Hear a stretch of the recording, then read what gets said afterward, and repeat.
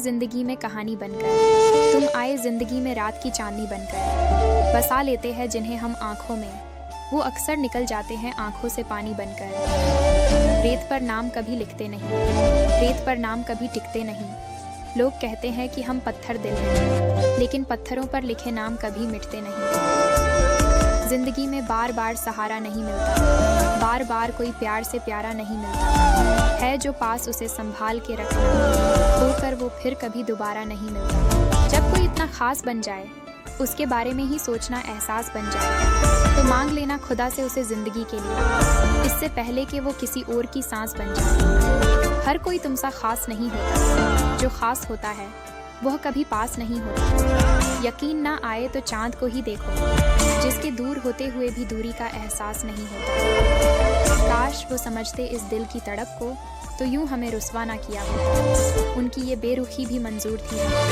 बस एक बार हमें समझ लिया होता। जब खामोश आंखों से बात होती है, ऐसे ही मोहब्बत की शुरुआत होती है। तुम्हारे ही ख्यालों में खोए रहते हैं, पता नहीं कब दिन और कब रात होती है।